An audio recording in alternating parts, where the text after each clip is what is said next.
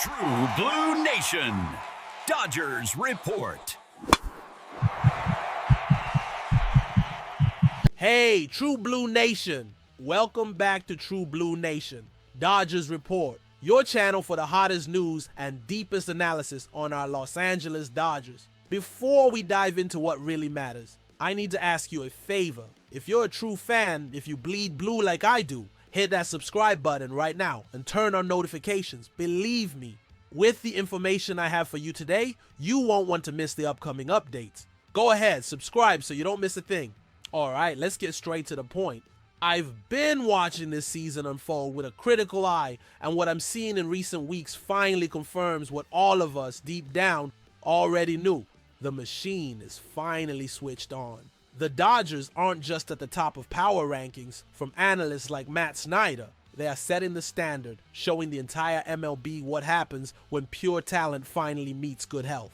Remember last year when we limped into the playoffs, patched together with a starting rotation that felt more like a guessing game? That's not happening again. The biggest change, the factor that transforms this team from a mere contender into an overwhelming favorite, is the health of our pitching staff. For the first time, it feels like we're heading towards October with a surplus of elite options. Think about it. Yoshinobu Yamamoto, Blake Snell, Tyler Glasnow, and yes, the legend himself, Clayton Kershaw.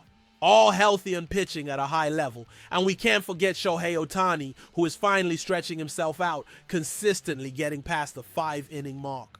That gives us 5 caliber starters for a playoff rotation that only needs 4. It's what we call a good problem. The front office will have to make a tough decision about who moves to the bullpen, but imagine having one of those guys strengthening our relief corps in crucial moments. It's a depth that is the envy of every other organization in the league. The recent stats prove this dominance. In his last 4 starts, Blake Snell has a 1.93 ERA. Clayton Kershaw in his last 5 games is 4-0 with a 2.38 ERA. That's not just good, that's the elite level that wins World Series. And while the pitchers are silencing opponents, our offense, led by the trio of future Hall of Famers, is making deafening noise. In the last 24 games, the numbers are frightening. Shohei Ohtani has hit 7 home runs and driven in 12 runs. Mookie Betts is hitting .323 with 3 homers and 11 RBIs. And Freddie Freeman, the machine for putting the ball in play, has 6 home runs and 16 RBIs in that same span. When your 3 best players are producing at that level simultaneously, and your rotation is healthy and dominant, you're not just a tough team to beat, you become the team to beat.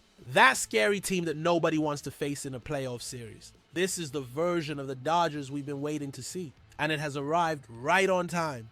Now, with the team playing at a stratospheric level, the conversation behind the scenes among executives and scouts is already starting to turn towards the offseason.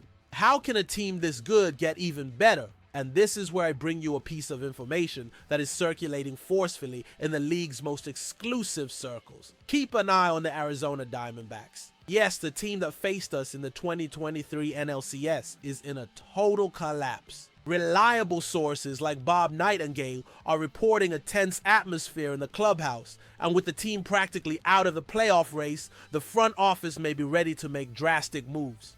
And the name at the center of it all is Ketel Marte. Think about it. An all-star second baseman, a switch hitter with elite contact, power, and speed, stuck on a team that seems to be falling apart. His contract, which runs through 2027, is for $116.5 million, an amount that for our front office is perfectly absorbable. Reports indicate Marte has been described as a diva by some teammates, but let's be honest, where there's smoke, there's often an opportunity.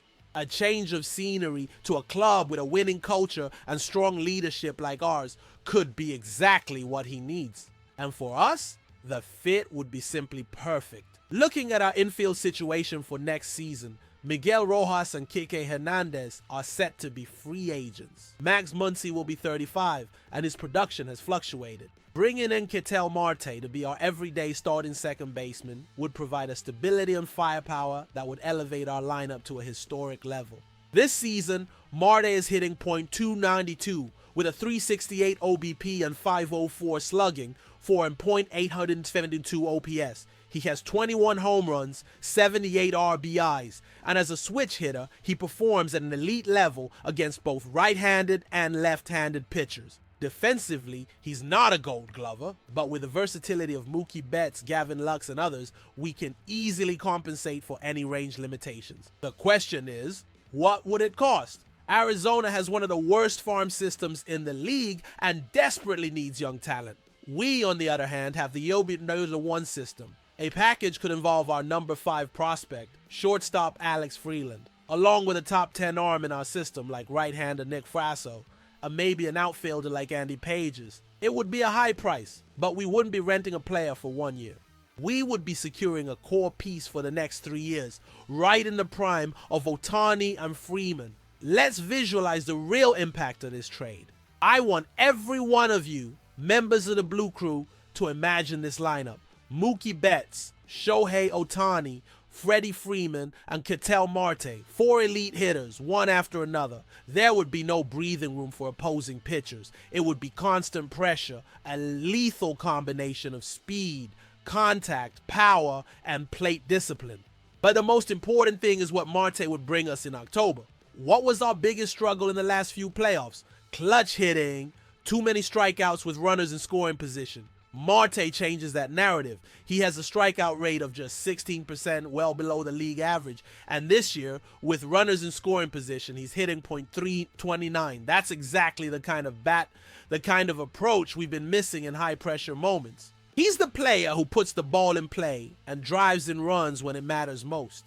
Now, about the rumors regarding his clubhouse attitude. The Dodgers have one of the strongest and most respected leadership groups in all of sports. Mookie Betts, Freddie Freeman, Shohei Ohtani, Clayton Kershaw. Do you really think an environment with those pillars wouldn't be able to get the best version of Ketel Marte?